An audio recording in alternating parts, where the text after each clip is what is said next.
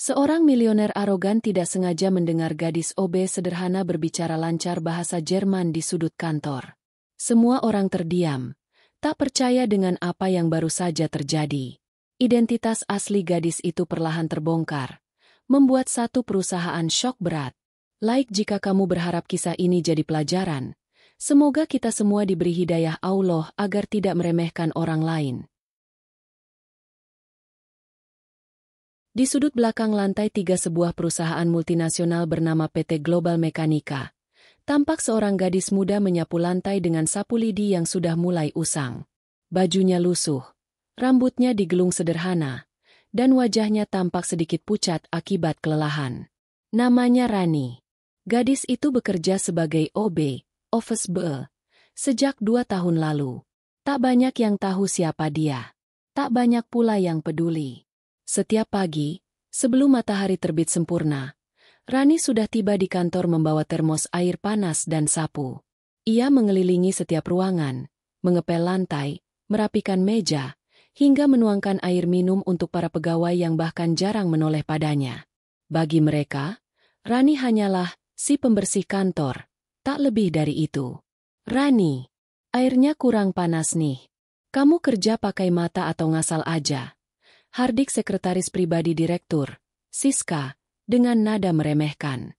Maaf, Kak. Saya ganti sekarang juga. Jawab Rani lembut sambil menunduk. Tawa remeh terdengar dari rekan-rekan Siska yang berdandan menor dan memakai parfum menyengat. Bagi mereka, mengolok Rani adalah hiburan rutin. Bahkan beberapa manajer muda pun sering mencibir atau menganggap keberadaan Rani tak penting. Ia selalu menjadi bayang-bayang di antara hiruk-pikuk para elit kantor. Tapi yang tak pernah mereka lihat adalah, setiap malam, setelah semua pulang, Rani duduk di meja pojok dengan buku-buku bahasa asing, membuka catatan kecil berisi tulisan tangan rapi dalam bahasa yang tak dikenal oleh sebagian besar pegawai. Ia membaca, mencatat, lalu menatap langit-langit sambil menahan air mata. Bukan karena lelah, tapi karena rindu. Rindu akan masa lalu yang tak bisa ia ceritakan pada siapapun.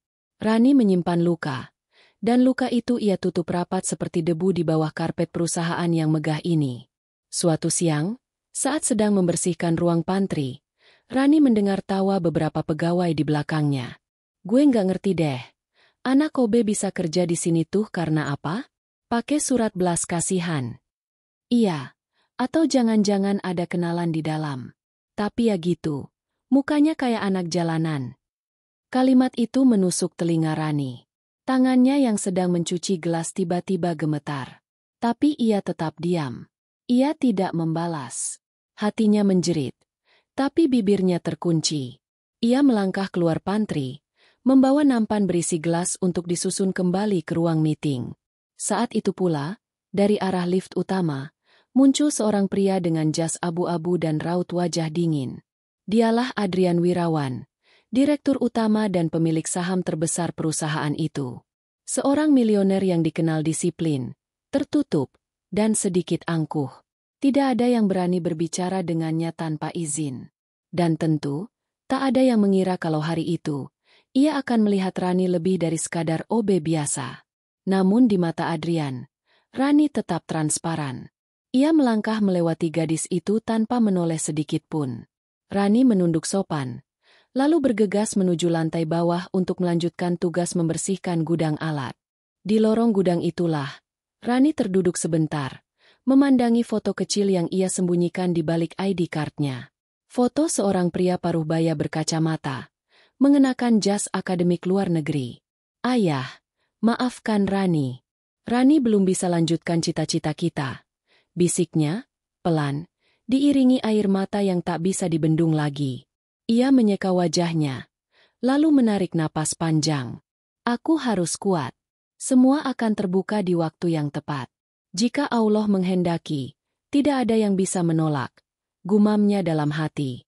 Hari berganti, tapi perlakuan orang-orang terhadap Rani tak pernah berubah. Mereka melihatnya sebagai bayang-bayang, debu di balik kemewahan kantor. Tapi tak ada yang tahu, bahwa dalam tubuh yang ringkih itu, tersimpan kekuatan yang telah lama disembunyikan. Satu hal yang Rani yakini, Sebagaimana yang diajarkan ayahnya sebelum berpulang, jangan balas hinaan dengan dendam. Balaslah dengan bukti, dengan sabar, dan biarkan Allah yang membukakan jalan. Dan tanpa mereka sadari, jalan itu sedang terbuka, perlahan, namun pasti. Udara siang itu terasa gerah, meski AC kantor menyala dengan dinginnya. Lobi utama PT Global Mekanika dipenuhi lalu lalang karyawan yang baru saja selesai jam istirahat. Rani berdiri di pojok ruangan, tangan kanannya memegang kain pel, sementara tangan kirinya memegang botol semprot. Ia baru saja selesai mengepel lantai marmer ketika sebuah suara keras terdengar dari arah lift utama. Wartung! Ich habe gesagt, bringen Sie das Werkzeug hier. Suara itu datang dari seorang teknisi asing bertubuh tinggi besar. Wajahnya merah padam, tengah berdebat dengan teknisi lokal yang kebingungan tak paham sepatah kata pun. Para staf mulai memperhatikan, sebagian malah menahan tawa. Salah satu supervisor berseru sinis. Gak ada yang ngerti dia ngomong apa tuh. Ya elah, ini kantor kok makin kayak terminal internasional sih. Teknisi asing itu makin frustasi. Tangannya menunjuk mesin besar di ujung lobi yang sedang dipasang untuk demo investor. Tapi tak ada satupun pegawai yang bisa menjawab atau membantu. Rani yang dari tadi memperhatikan dari kejauhan menelan ludah. Ada dorongan dalam dirinya untuk maju, tapi ada juga keraguan. Kakinya kaku. Ia tahu, satu kata yang salah bisa menjadi bahan tertawaan seumur hidup di kantor ini. Tapi melihat wajah frustasi si teknisi, Rani akhirnya melangkah maju. Ia mendekat, lalu dengan suara pelan namun tegas, ia membuka mulut. Entschuldigung, Herr, meinen Sie dieses Werkzeug? Suara lantang itu menghentikan semua aktivitas. Seisi ruangan diam. Si teknisi menoleh dengan ekspresi terkejut. Ja, genau das. Sie sprechen Deutsch. Rani mengangguk pelan. Ein bisschen. Ich habe in Berlin studiert. Karyawan yang tadinya duduk-duduk santai mendadak berdiri. Mata mereka menatap Rani tak percaya. Yang mereka kenal hanyalah gadis OB berwajah lugu dan pakaian murah. Tapi sekarang, dia sedang berbicara bahasa Jerman dengan lancar di hadapan teknisi asing yang jelas-jelas lebih menghormatinya dibanding para atasan di kantor ini. Beberapa detik kemudian, seorang pria muncul dari belakang kerumunan. Langkahnya mantap, wajahnya serius. Adrian Wirawan, direktur utama, rupanya turun langsung untuk memantau pemasangan alat karena sore itu akan ada demo teknologi untuk calon investor Jerman. Ia tidak berkata sepatah kata pun, hanya berdiri diam memperhatikan. Rani melihat Adrian. Jantungnya nyaris meloncat dari dada. Tapi ia terus berbicara dengan teknisi itu, membantu menjelaskan letak kabel, instruksi pemasangan, bahkan memberi catatan kecil pada prosedur manual dalam bahasa Jerman. "We haben Sie das gelernt?" Tanya si teknisi. Mein Vater war Professor. Ich war in Berlin für ein paar Jahre. Jawab Rani. Ucapan itu seperti petir di siang bolong bagi semua yang mendengar. Termasuk Adrian. Ia melangkah pelan mendekati Rani. Kamu, bisa bahasa Jerman? Suara Adrian pelan namun mengandung kejutan. Sorot matanya tajam, mencoba mengurai misteri di balik gadis sederhana ini. Iya, Pak. Rani menjawab, menunduk sopan. Sedikit. Adrian terdiam. Ia melihat Rani dari ujung kaki hingga kepala, seakan baru pertama kali menyadari keberadaan gadis itu di kantornya. Beberapa staf mencoba ikut tersenyum, tapi wajah-wajah mereka jelas menunjukkan keterkejutan yang tak bisa disembunyikan. Tak lama kemudian, Adrian melirik asistennya. Besok pagi, panggil dia ke ruangan saya. Asistennya mengangguk ragu. Siska, sekretaris yang tadi pagi menghina Rani, hanya bisa menelan ludah. Wajahnya memerah karena malu, tapi juga cemas. Ia tahu, sesuatu sedang berubah. Ada badai yang datang, dan pusatnya adalah gadis OB yang selama ini mereka injak-injak. Ketika kerumunan perlahan bubar, Rani kembali ke tempatnya.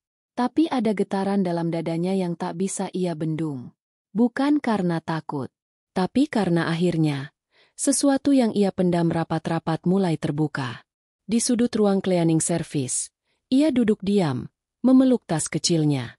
Allah, kalau memang ini saatnya, maka kuatkan aku.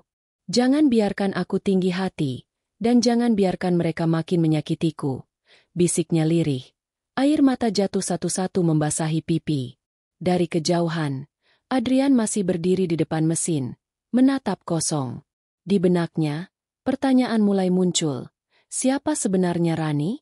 Dan mengapa gadis itu menyembunyikan kemampuan luar biasanya selama ini? Apa yang baru saja ia saksikan terasa seperti secuil teka-teki yang belum selesai. Dan satu hal pasti, mulai hari itu, pandangan Adrian terhadap Rani tidak akan pernah sama lagi. Pagi itu, udara terasa lebih tegang dari biasanya. Rani berdiri ragu di depan pintu kaca berlabel Executive Office. Napasnya tidak beraturan, tangannya berkeringat dingin. Jemarinya menggenggam erat ID card usang yang selalu tergantung di lehernya. Hatinya masih belum percaya dengan apa yang terjadi kemarin. Satu kalimat dalam bahasa Jerman telah mengubah segalanya. Suara interkom terdengar pelan dari balik pintu. "Silakan masuk." Dengan langkah pelan dan penuh waspada, Rani membuka pintu. Di dalam, ruangan luas berisi furnitur mewah bernuansa hitam dan abu-abu. Di balik meja besar berdiri pria dingin berjas hitam, Adrian Wirawan, pemilik perusahaan sekaligus direktur utama. "Duduk," ucap Adrian singkat, menunjuk kursi di hadapannya. Rani menelan ludah, lalu duduk perlahan. Matanya tertuju ke lantai, takut bertatapan. Ia tahu, hanya sedikit orang yang bisa duduk di ruangan ini tanpa rasa gentar. Dan ia, seorang OB, jelas bukan salah satunya. Adrian menyandarkan punggungnya ke kursi, menatap tajam tanpa senyum. "Kamu tahu kenapa saya panggil kamu ke sini?" Rani menggeleng pelan. "Kamu kemarin bicara bahasa Jerman dengan teknisi. Lancar sekali. Bukan kemampuan yang dimiliki sembarang orang. Jadi saya ingin bertanya langsung, siapa kamu sebenarnya?" Pertanyaan itu menghantam seperti petir di dada Rani. Ia ingin menjawab jujur, tapi ketakutan dan trauma masa lalu masih menggenggam lidahnya erat. "Saya hanya Rani, Pak. OB di sini." Adrian menyipitkan mata. "Jangan main-main. Saya tidak punya waktu untuk permainan." Suasana ruangan berubah mencekam.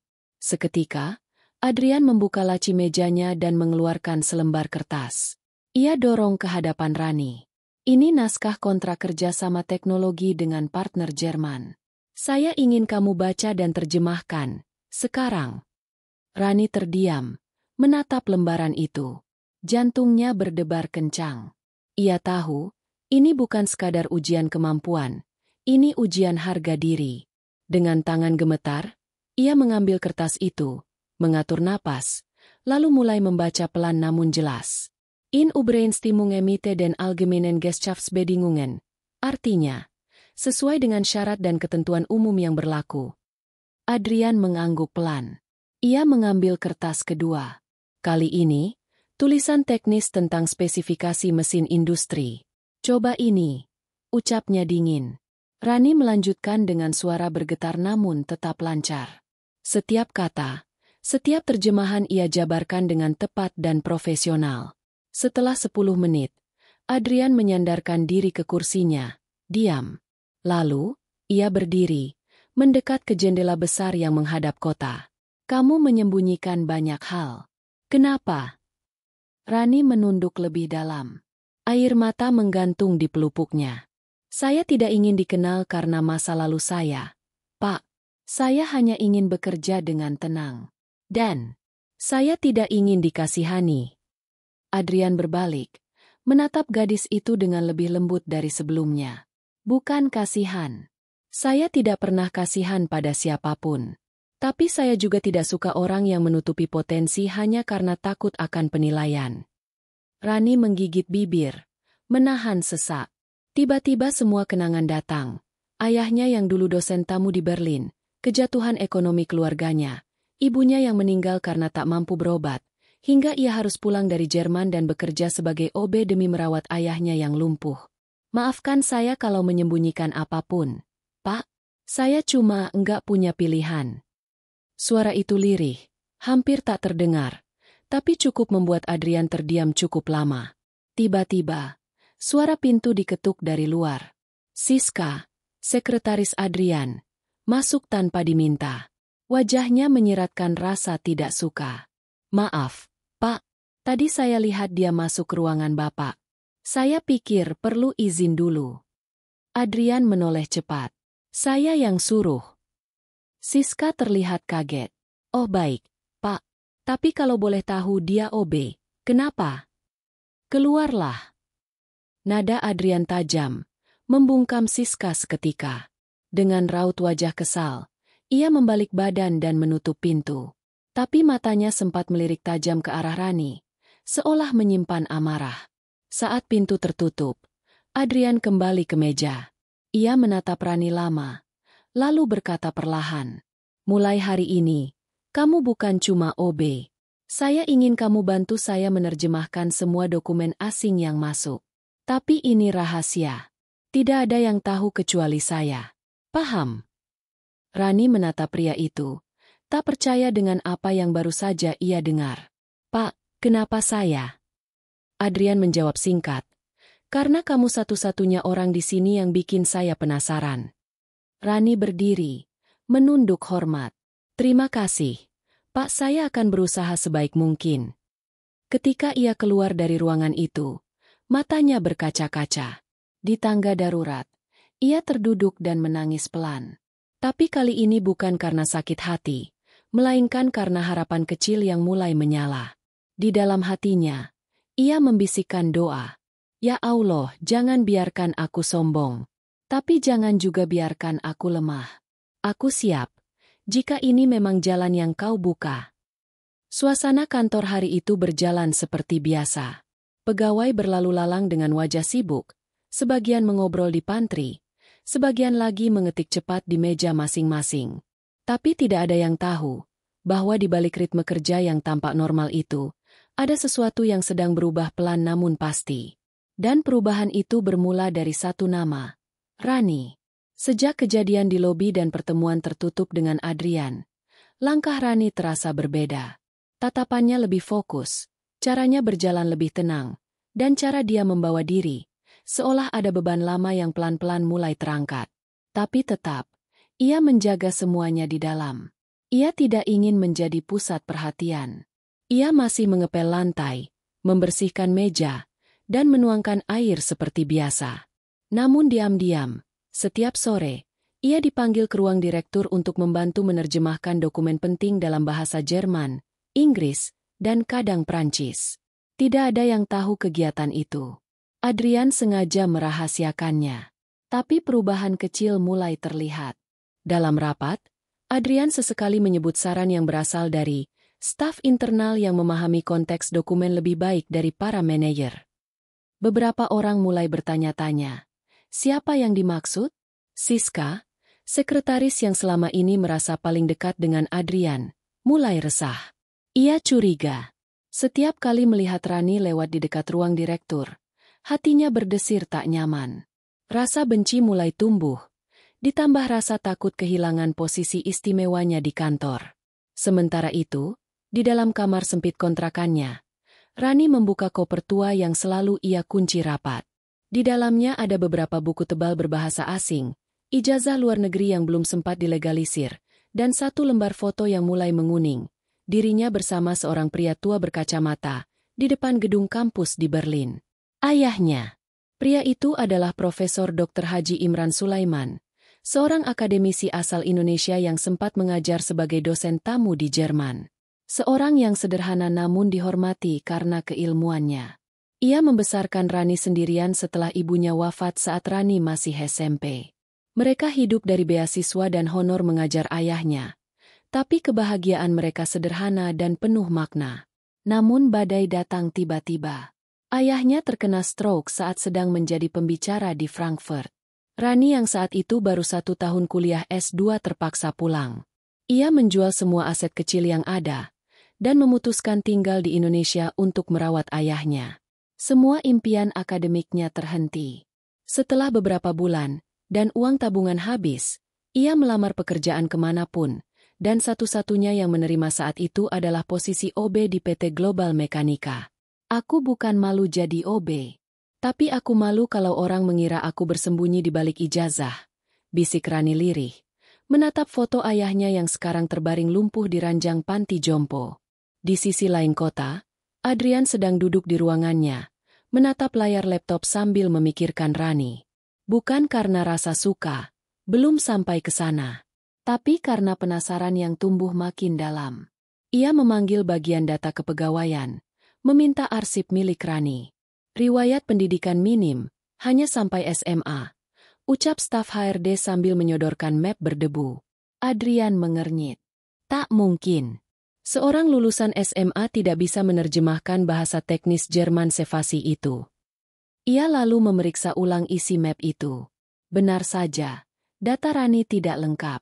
Bahkan, referensi kerjanya pun hanya satu, dari pengurus RT kontrakan. Seolah ia datang dari kehampaan. Penasaran memuncak, Adrian meminta asisten kepercayaannya, Pak Hendra, menyelidiki latar belakang gadis itu secara diam-diam. Namun ternyata, bukan hanya Adrian yang mulai menggali siapa Rani. Siska dan tim kecil gosip kantoran juga mulai bergerak. Bukan untuk mencari kebenaran, tapi untuk mencari kelemahan. Mereka takut. Mereka khawatir posisi nyaman mereka terganggu. Di pantry, desas-desus mulai menyebar. Katanya si Rani tuh bukan orang biasa. Loh, ada yang bilang dia lulusan luar negeri. Ah masa? OB kok bisa pinter? Jangan-jangan dia pura-pura. Telinga Rani panas setiap kali melewati ruangan. Tatapan pegawai kini berubah. Bukan lagi tatapan mengabaikan, tapi mencurigai. Seolah ia sedang memanjat tangga sosial terlalu cepat dan harus segera ditarik turun. Di toilet wanita, Siska menyeringai di depan kaca, memperbaiki lipstiknya sambil berkata pelan ke bayangannya sendiri. Kamu pikir kamu bisa naik seenaknya? Kita lihat. Rani, aku nggak akan diam. Malamnya, Rani kembali menjenguk ayahnya yang terbaring lemah. Ia duduk di sisi ranjang, menggenggam tangan keriput itu, lalu membisikkan sesuatu. Ayah, doakan Rani kuat ya. Kalau ini memang jalan dari Allah, Rani nggak akan lari lagi. Rani akan hadapi semuanya. Meski nanti harus berdiri sendirian. Air mata mengalir pelan. Tapi kali ini, bukan karena luka, melainkan karena tekad. Dan dari balik tirai kamar rumah sakit sederhana itu, kehidupan Rani perlahan bergerak menuju arus yang tak bisa ia kendalikan. Bukan hanya tentang masa lalu yang ia sembunyikan, tapi tentang harga diri, kejujuran, dan bagaimana takdir, jika Allah sudah berkehendak, bisa mengangkat siapapun dari tempat yang paling rendah sekalipun. Pagi itu, suasana kantor terasa lebih dingin dari biasanya. Bukan karena AC, tapi karena bisik-bisik yang merambat dari meja ke meja. Wajah-wajah pegawai tampak waspada, seolah menunggu sesuatu pecah. Sorotan mata banyak yang kini tertuju pada satu sosok, Rani. Gadis yang dulu dianggap tak lebih dari tukang pel kini menjadi pusat percakapan. Tapi tidak semua orang menyukai perubahan itu. Di ruang HRD, seorang wanita parubaya berkacamata tajam menatap laporan dengan raut sinis. Bu Anita, kepala HRD, mengetuk-ngetuk meja sambil mengerutkan dahi. Ia adalah sosok yang selama ini merasa dirinya paling paham sistem, paling berjasa membangun tim perusahaan. Baginya, tidak masuk akal jika seorang OB tiba-tiba mendapat akses ke ruang direktur hanya karena bisa bahasa asing. Anak itu menyembunyikan sesuatu, gumamnya pelan. Dan saya akan bongkar. Sementara itu, di ruang cleaning service, Rani sedang merapikan alat pel dan menyusun kain lab dengan rapi. Tapi hatinya resah. Ia tahu ada perubahan atmosfer. Tatapan curiga, bisikan yang berhenti begitu ia lewat. Bahkan sikap diam pegawai yang dulu ramah, kini menjadi dingin. Namun Rani tetap menjalankan tugasnya seperti biasa. Mencoba menunduk dan tidak menarik perhatian. Ia percaya, jika ia tetap rendah hati dan menjaga niatnya, Allah pasti membukakan jalan. Sore itu, Rani dipanggil oleh Bu Anita ke ruang HRD. Silakan duduk, ucap Bu Anita datar. Rani menunduk sopan, Duduk dengan posisi tegak. Wajahnya berusaha tenang, tapi detak jantungnya berdentum di dada. Saya ingin bertanya langsung. Ada laporan bahwa kamu menyalahgunakan akses ruangan eksekutif, termasuk membuka dokumen penting perusahaan. Apa kamu sadar? Itu termasuk pelanggaran disiplin berat. Rani mengangkat kepala perlahan, menatap Bu Anita dengan ragu. Saya diundang langsung oleh Pak Adrian, Bu. Beliau meminta saya membantu menerjemahkan dokumen-dokumen kerjasama luar negeri. Wajah Bu Anita menegang. Tanpa izin resmi? Tanpa pengajuan surat tugas dari saya sebagai HRD? Ini kantor, bukan warung. Semua ada prosedurnya. Nada suara mulai meninggi. Rani terdiam, bibirnya bergetar. Dan satu lagi, lanjut Bu Anita tajam. Kalau kamu memang benar punya latar belakang pendidikan tinggi seperti yang kamu klaim, mengapa tidak kamu masukkan dalam data awal saat melamar kerja? Rani menarik napas panjang. Saya tidak pernah mengklaim apapun, Bu. Saya hanya menjawab jika ditanya. Saya melamar sebagai OB karena memang saya butuh pekerjaan, dan saya tidak ingin dinilai dari latar belakang saya. Bu Anita tertawa sinis. Pantas kamu sembunyi-sembunyi. Sekarang kamu jadi bahan pembicaraan satu kantor. Semua jadi kacau gara-gara kamu. Dan saya tidak akan biarkan ini terus berlanjut. Rani menggenggam erat ujung roknya di bawah meja, berusaha tetap tenang. Tapi tubuhnya mulai gemetar. Ia tahu, ini bukan sekadar teguran. Ini ancaman. Tak lama kemudian, Bu Anita berdiri dan menyerahkan satu map berisi dokumen kepada Rani. Kalau kamu merasa benar, buktikan. Ini dokumen kontrak mesin produksi dari Jerman. Saya ingin kamu terjemahkan sekarang juga. Tapi jika kamu salah, maka kamu akan saya rekomendasikan untuk diberhentikan. Jelas. Seketika, ruangan terasa membeku. Rani menatap lembar-lembar itu. Tulisan teknis, padat, rumit. Bahkan orang biasa yang bisa bahasa Jerman belum tentu mampu memahami isi dokumen ini. Tapi Rani tidak ragu. Ia membuka halaman pertama, menarik napas panjang, dan mulai membaca dengan lantang. Laut paragraf 4 der Sicherheitsvorsien. Berdasarkan pasal 4 dari Peraturan Keselamatan, setiap unit produksi harus dilengkapi sistem pemadam otomatis. Suaranya tenang, nadanya mantap, kata-katanya presisi. Bu Anita yang semula berdiri dengan penuh arogansi kini perlahan duduk kembali. Matanya membelalak pelan. Lalu Rani lanjut ke halaman berikutnya, menjelaskan diagram teknis, spesifikasi mesin, dan prosedur instalasi. Satu demi satu staf HRD yang tadinya berada di ruangan itu mulai berdiri dari kursinya. Mereka saling pandang. Ada yang menggigit bibir, ada yang mulai menunduk. Tak satu pun dari mereka mampu menyela atau menyanggah. Setelah 10 menit, Rani meletakkan dokumen itu perlahan. Sudah, Bu. Hening. Yang terdengar hanya suara AC dan detak jam dinding. Akhirnya Bu Anita bersuara, pelan dan penuh tekanan. Keluar. Rani berdiri. Tapi sebelum ia pergi, ia berkata lembut. Saya tidak pernah ingin membuat kekacauan, Bu. Saya hanya ingin bekerja dan membantu sebisanya. Jika itu salah, saya minta maaf. Tapi semua yang saya lakukan karena saya percaya, tidak ada ilmu yang sia-sia jika dipakai untuk kebaikan. Lalu ia melangkah keluar. Air mata mengalir di pipinya. Tapi bukan karena takut, melainkan karena luka lama yang kembali terbuka. Luka tentang bagaimana kebenaran kadang harus disiksa dulu sebelum diakui. Malamnya, di musola kecil dekat kontrakannya, Rani bersujud lebih lama dari biasanya. Ia menangis dalam diam, memohon perlindungan pada Allah dari orang-orang yang iri dan zalim. Jika memang ini jalanku, ya Allah, maka kuatkan pundakku. Aku tak butuh pujian, aku hanya ingin tenang dan jujur dalam mencari ridha MU. Hari-hari berikutnya berjalan dalam ketegangan yang tersembunyi. Setelah pertarungan batin dan penghinaan terselubung yang Rani hadapi di ruang HRD, suasana kantor tak lagi sama. Banyak yang mulai berpura-pura ramah, menyapa Rani sekadar basa-basi, namun di balik senyum tipis itu, ada rasa takut sekaligus iri. Rani tidak buta akan perubahan itu. Ia tahu, langkahnya kini diawasi, bukan dengan kekaguman, tapi dengan niat menjatuhkan. Namun ia memilih tetap diam, tetap menyapu, tetap mengelap meja dengan tangan yang sama, tangan yang dulu dipakai membuka buku filsafat di perpustakaan Berlin, kini digunakan untuk mengangkat galon air ke dispenser kantor. Dan justru di tengah kerapuhan itulah, hati seseorang yang selama ini dikenal beku, mulai terguncang pelan. Adrian duduk di ruangannya sore itu, menatap layar laptop namun pikirannya melayang. Ia membuka ulang file hasil terjemahan Rani, lalu mencocokkan dengan versi resmi dari partner Jerman. Hasilnya identik. Bahkan terjemahan Rani lebih rapi dan lebih relevan terhadap istilah bisnis teknis. Ia bersandar, menarik napas panjang. Siapa sebenarnya gadis ini?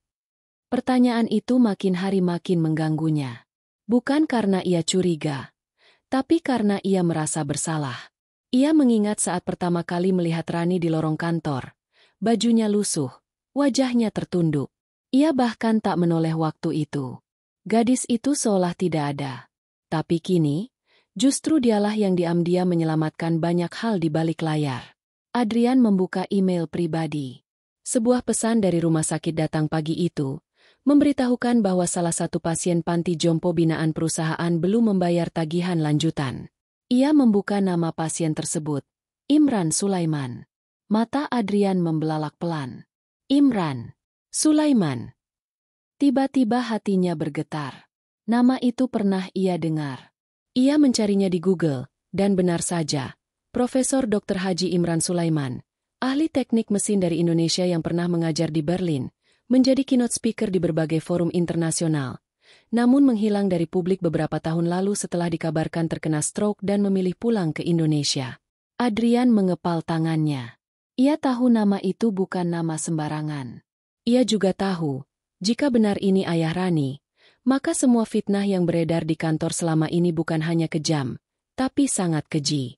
Tanpa banyak berpikir, Adrian langsung menghubungi rumah sakit dan meminta seluruh tagihan keluarga Profesor Imran dilunasi atas nama perusahaan. Namun ia meminta satu hal, jangan beritahu siapa yang membayarnya. Ia tidak ingin Rani tahu. Bukan karena malu, tapi karena ini bukan tentang status. Ini tentang hati nurani. Sementara itu, di tempat lain, Rani baru selesai memandikan ayahnya. Tubuh tua itu kini sangat kurus. Mata Profesor Imran terbuka, namun kosong. Hanya sesekali bergerak mengikuti suara putrinya. Yah, hari ini capek banget. Gumam Rani sambil mengusap tangan ayahnya dengan minyak kayu putih. Tapi nggak apa-apa. Selama ayah sehat dan Rani bisa jaga ayah, Rani bahagia. Air matanya kembali tumpah. Bukan karena kesedihan, tapi karena lelah. Lelah menahan semuanya sendirian. Namun ketika ia hendak keluar dari ruangan, suster mendatanginya dengan wajah heran. Mbak Rani, maaf ya, biaya kamar bulan ini sudah dibayar seseorang. Tapi nggak ada nama. Rani terdiam. Siapa, Bu? Saya nggak pernah kasih tahu siapa-siapa soal ini. Suster menggeleng. Dia hanya bilang, jangan beritahu siapapun.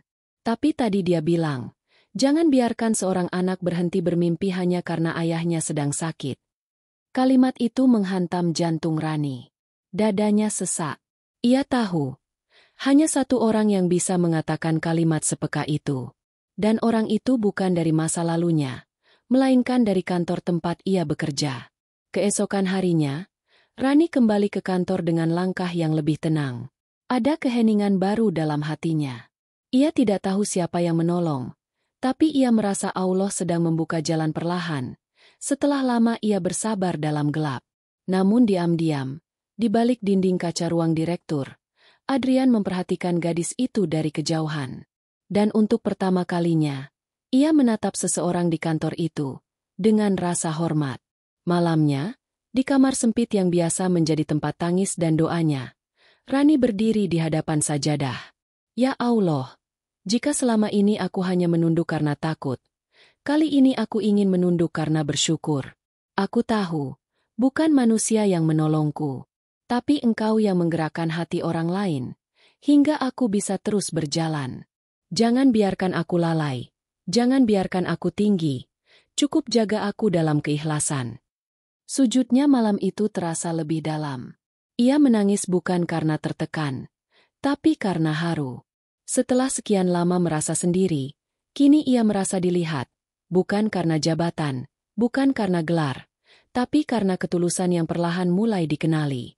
Pagi itu langit mendung menggantung di atas gedung PT Global Mekanika. Awan kelabu seakan menjadi pertanda bahwa badai besar tengah bersiap menyapu siapapun yang tidak kuat berdiri. Di balik hiruk-pikuk kerja yang tampak tenang, sebuah rencana busuk sedang dijalankan. Di ruang pantry, suara-suara bisik kembali menggeliat. Bukan lagi tentang kemampuan Rani atau masa lalunya, tapi lebih ke arah tuduhan. Siska, yang selama ini merasa posisinya tergeser, kini duduk bersama Bu Anita dan dua staf HRD lainnya. Mereka tampak serius, menyusun berkas-berkas dan satu map merah tebal di tengah meja menjadi pusat perhatian. Sudah ku bilang dari awal, anak itu menyimpan niat. Sekarang dia mulai menyentuh dokumen-dokumen penting perusahaan. Kalau kita diam saja, bisa-bisa jabatan kita yang hilang. Desis Siska dengan nada menyulut. Bu Anita mengangguk. Kita sudah kumpulkan cukup bukti. Sekarang tinggal satu langkah lagi. Hari ini, kita buat dia jatuh. Sekali untuk selamanya. Tak lama kemudian, alarm kantor berbunyi pelan. Ada pengumuman, seluruh staf diminta tidak meninggalkan kantor hingga pemeriksaan internal selesai.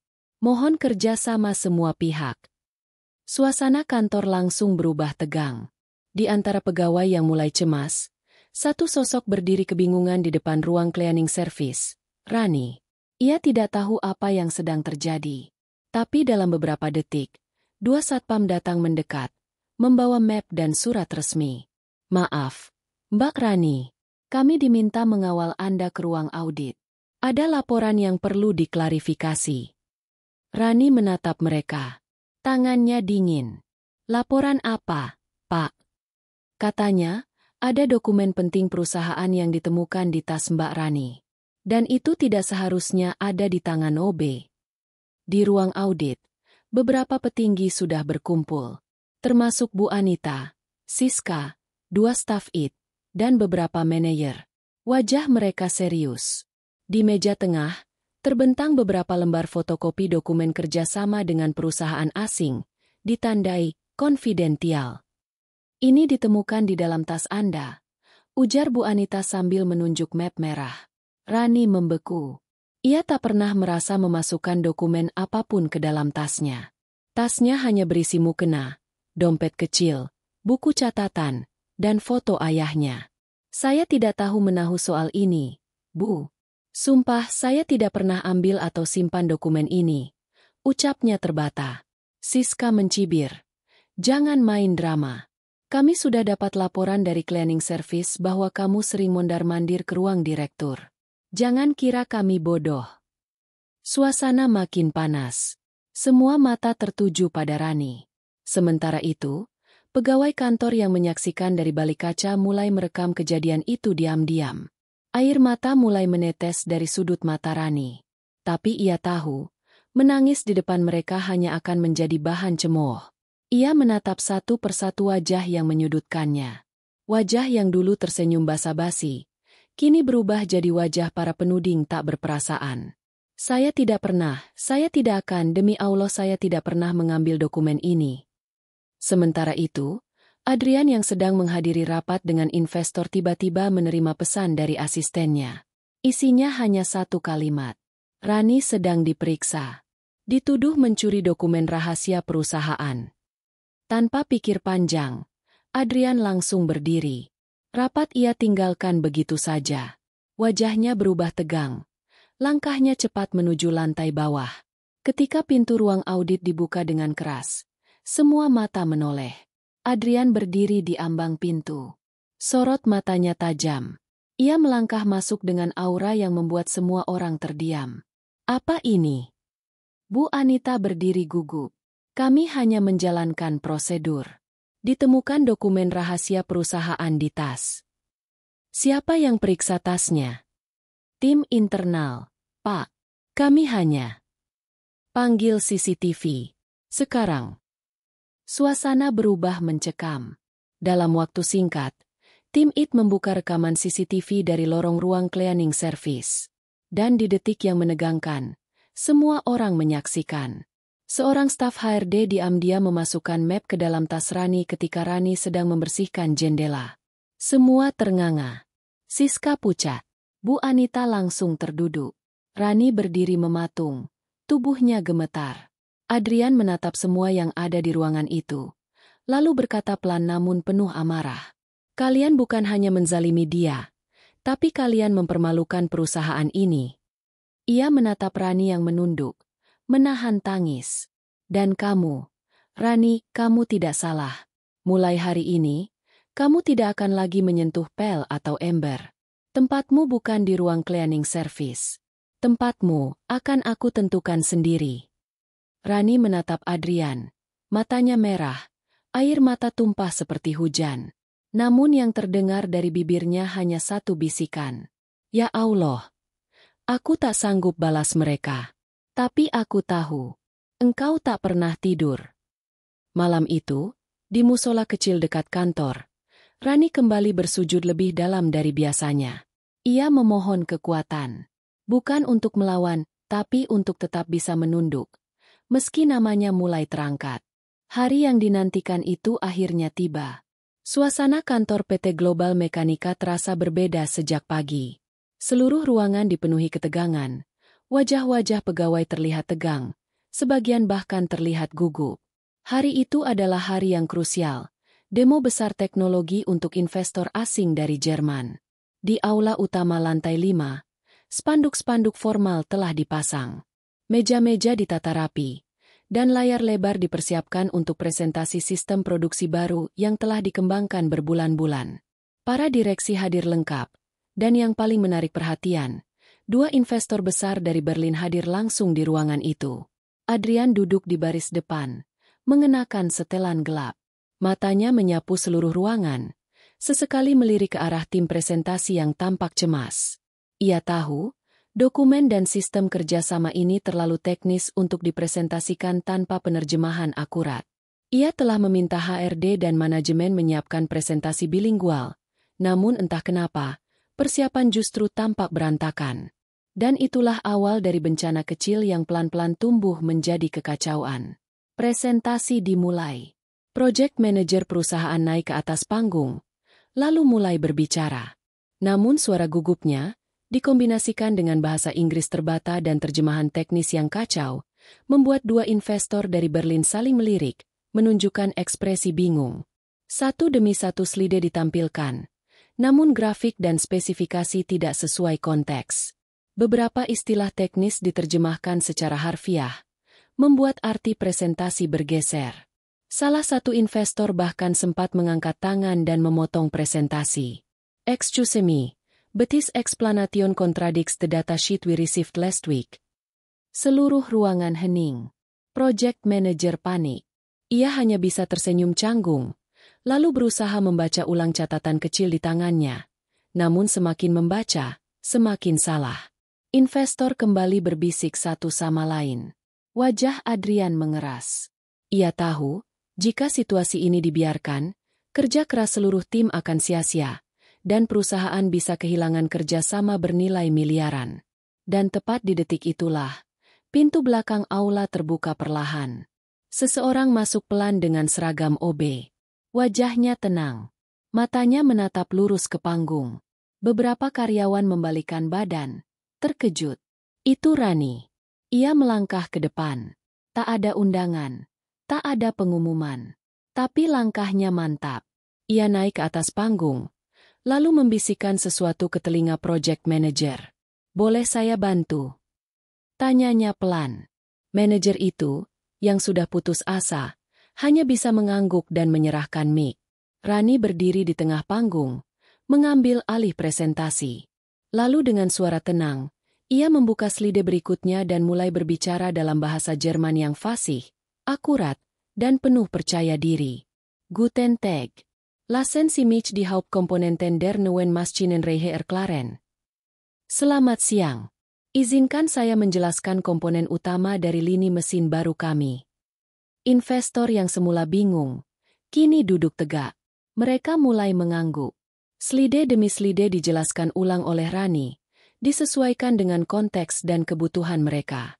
Ia menjelaskan secara teknis, logis, dan sistematis. Bahkan ia mengoreksi beberapa angka dalam presentasi yang sebelumnya keliru, membuat seluruh ruangan kembali hidup. Adrian yang menyaksikan dari bawah, duduk mematung. Hatinya bergetar. Inilah saat yang selama ini ia tunggu.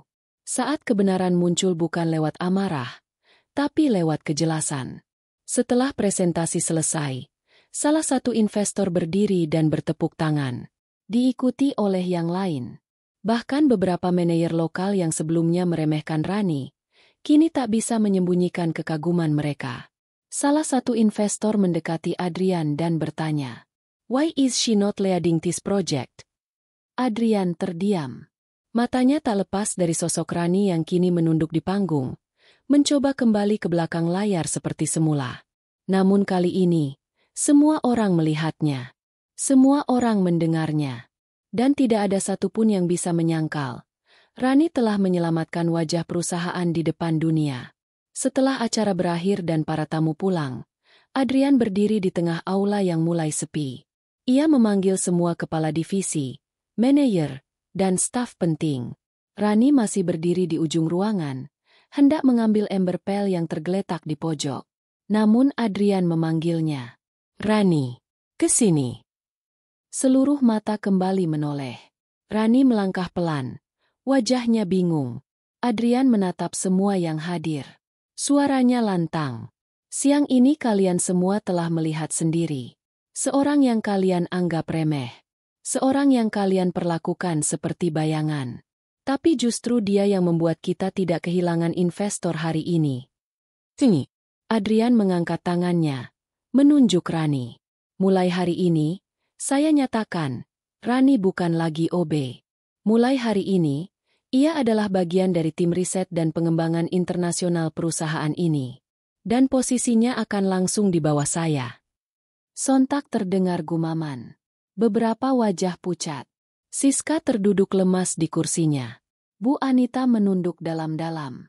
Sementara Rani hanya bisa berdiri kaku. Air matanya tumpah, tapi ia tak bersuara. Tangannya bergetar menutupi wajah. Ia tidak pernah meminta pengakuan.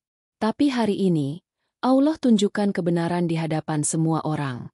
Malamnya, di kamar sempit yang dulu dipenuhi luka, kini terisi oleh cahaya harapan. Rani menulis di buku kecilnya. "Yang aku tahu, jika aku tetap bersabar, Allah takkan tinggal diam. Aku tak butuh pembalasan. Aku hanya butuh kebenaran.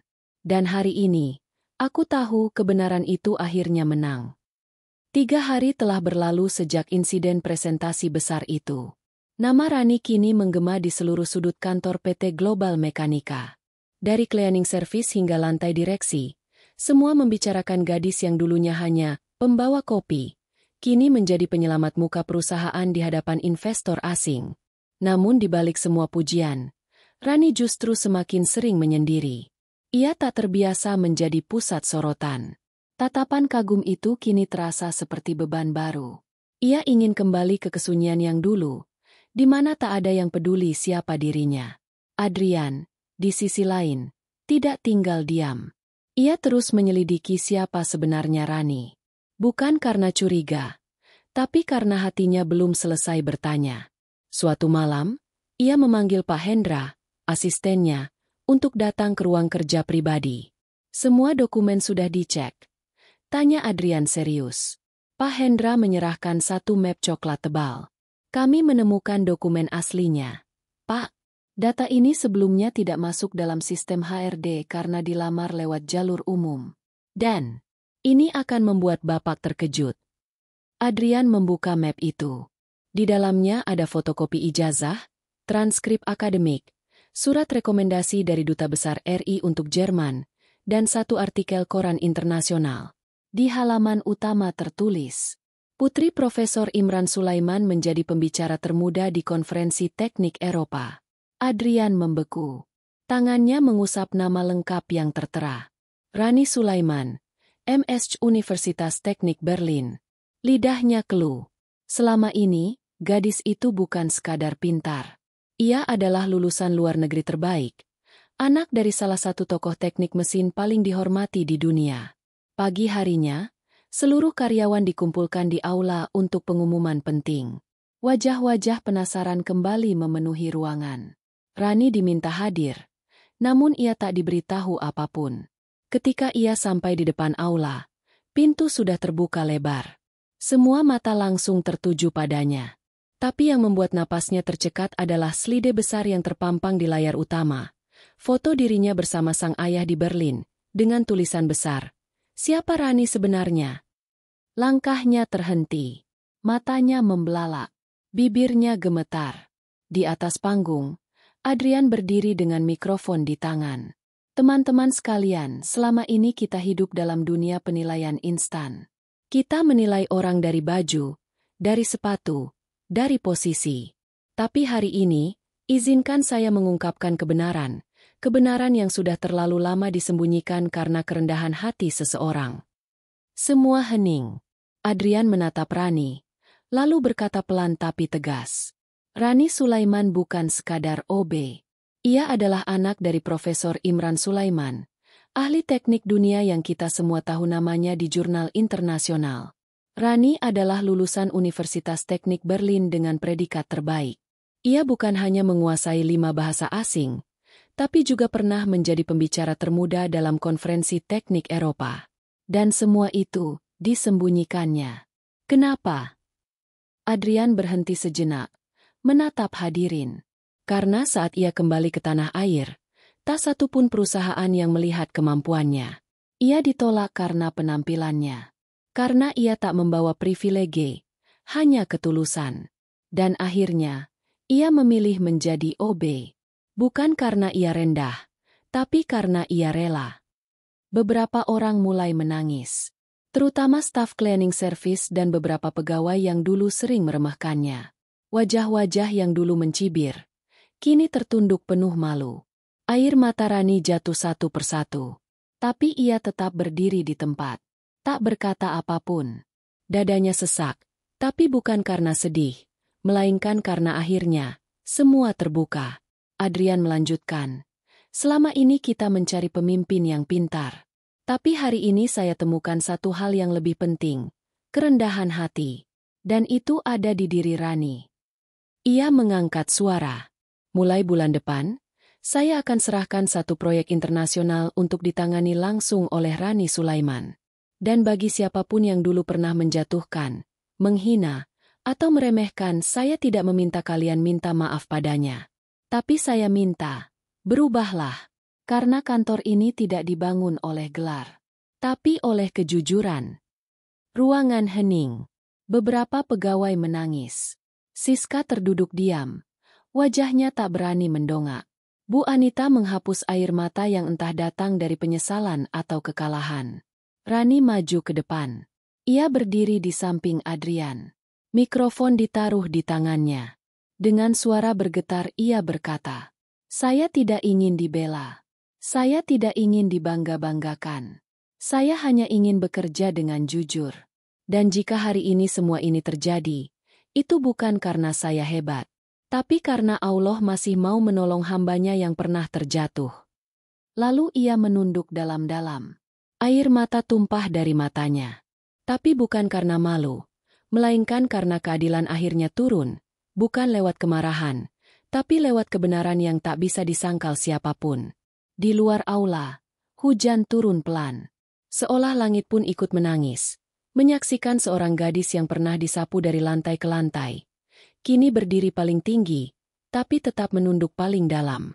3 hari pasca pengungkapan identitas Rani, suasana kantor berubah drastis. Ruang-ruang yang dulu dipenuhi tatapan sinis, kini dipenuhi rasa canggung dan hormat.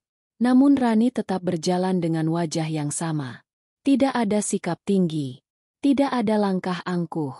Ia tetap datang lebih pagi dari siapapun. Menyapa satpam dan cleaning service dengan senyum lembut yang tulus, seolah tak ada apa-apa yang berubah dalam hidupnya. Tapi semua tahu, Ada badai besar yang sebentar lagi pecah. Siang itu, Adrian memanggil seluruh karyawan ke aula utama. Bukan hanya manajer dan staf, tapi juga pegawai kontrak, satpam, OB, dan teknisi.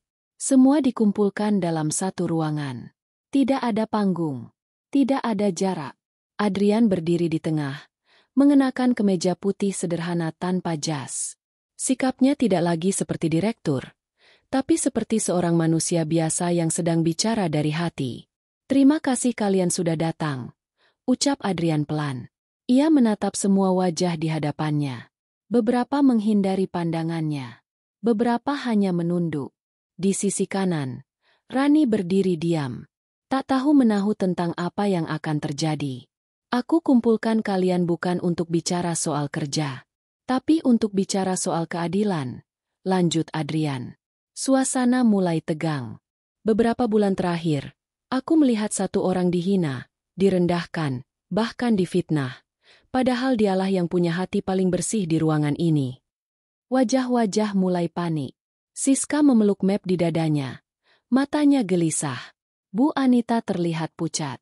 "Aku tahu siapa yang bersekongkol memfitnah Rani," lanjut Adrian. Nadanya naik. "Dan hari ini, aku tidak bisa diam." Ia mengangkat tangannya ke arah belakang, memberi isyarat. Seorang staf IT datang membawa layar proyektor kecil. Video diputar.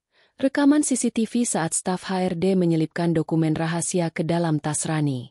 Lalu rekaman chat grup internal yang penuh hinaan terhadap Rani, lengkap dengan nama-nama pengirimnya. "Gas!" bisik-bisik. Beberapa menutup wajah. Tapi tak ada yang bisa menyangkal lagi. Adrian menoleh ke arah staf dan berkata, "Kalian yang terlibat, mulai hari ini, kalian saya berhentikan." Siska jatuh terduduk.